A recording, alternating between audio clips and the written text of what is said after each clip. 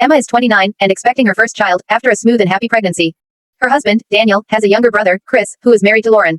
Lauren is 33, and she and Chris have been trying to have a baby for years. After several failed fertility treatments, the experience has taken a heavy emotional toll on them.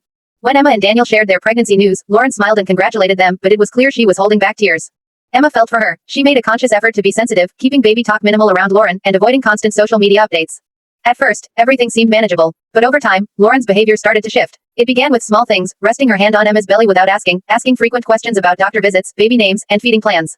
Emma brushed it off as excitement mixed with grief. But then, it escalated. Lauren offered to design the nursery, insisted on buying big-ticket items like a crib, and became visibly upset when Emma said she and Daniel wanted to make those decisions themselves. She asked to attend doctor appointments. Emma politely declined, but the requests kept coming. The moment that really unsettled Emma happened during a family dinner. Lauren was talking about the baby and casually said, "When we bring her home, everything will finally feel complete." Emma gently corrected her, saying, "When Daniel and I bring her home." Lauren laughed it off, but Emma couldn't shake the discomfort. A few days later, Lauren asked something that caught Emma completely off guard. She wanted to be in the delivery room.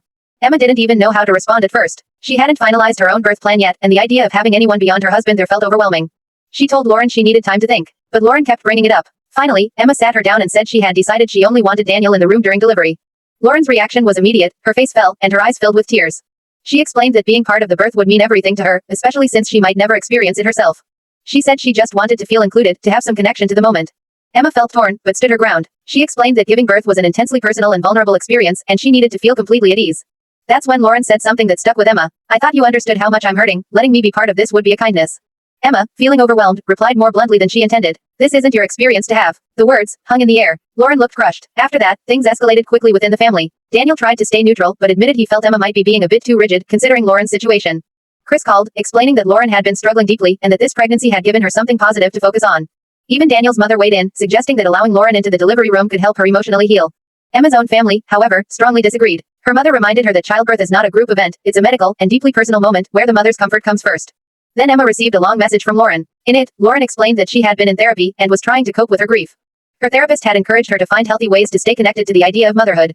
Being involved in Emma's pregnancy, she said, had given her hope and purpose during a very dark time. Emma read the message more than once. She felt sympathy, genuine, deep sympathy, but also a growing sense that her boundaries were being blurred in ways that didn't feel right. Now she's left wondering, is she being insensitive to someone who's hurting, or is she simply protecting her space during one of the most important moments of her life?